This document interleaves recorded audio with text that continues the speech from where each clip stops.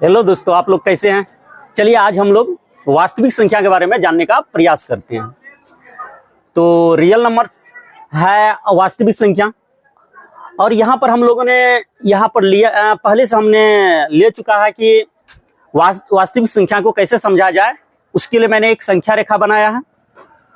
ये आप देख रहे हैं कि यहाँ से दोनों तरफ अनंत अनंत लिखा हुआ, ये एक संख्या रेखा है।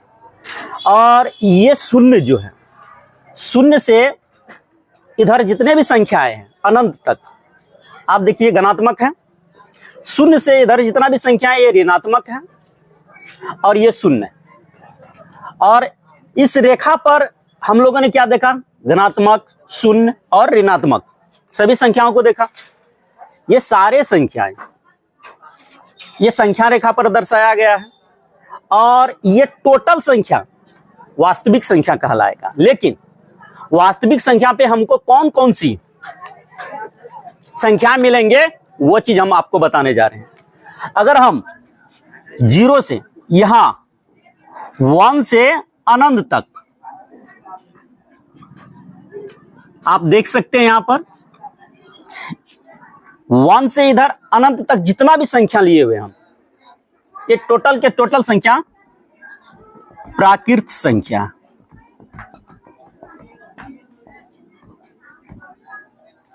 अब जरा चलिए आगे। अगर इसी में अगर हम लोग शून्य को शामिल कर लेते हैं, हम लोग प्राकृत संख्या जो यहां से इधर है, इसमें हम शून्य को शामिल कर लिए, तो अब ये क्या कहलाएगा, पूर्ण संख्या। हम लोगों ने प्राकृत संख्या और पूर्ण संख्या दोनों समझ लिए। चलिए इससे आगे चलते हैं। अब हम लोग क्या करते हैं, इसमें हम लोग ऋणात्मक संख्या को भी एकत्रित कर लेते हैं।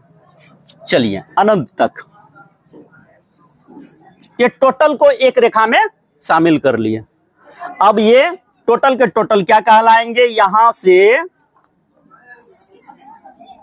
यहां तक जितना संख्या मिल गया ये पूर्णांक कहलाएंगे। अगर हम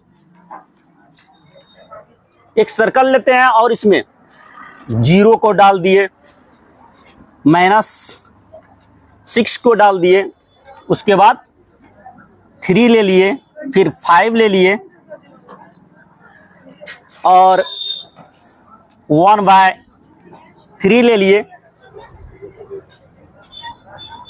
अदर भी संख्या ले लेते हैं, -2 ले लिए। क्या इसमें हम लोगों ने क्या देखा, इसमें शून्य भी देखा, धनात्मक भी देखा और ऋणात्मक भी देखा। ये टोटल संख्याएं हम लोगों ने देखा इस सर्कल के अंदर। या ये टोटल संख्याओं को एक समूह में जो रख दिए, इसको हम क्या बोल सकते हैं, क्या पूर्णांक बोल सकते हैं। जी हां, अभी हम लोगों ने जाना कि 1 से इधर जितना भी संख्याएं हैं अनंत तक आपको जाना पड़ेगा, ये प्राकृत संख्या कहलाएगा। जस्ट यही प्राकृत संख्या में हम शून्य को शामिल कर लिए, पूर्ण संख्या कहलाएगा।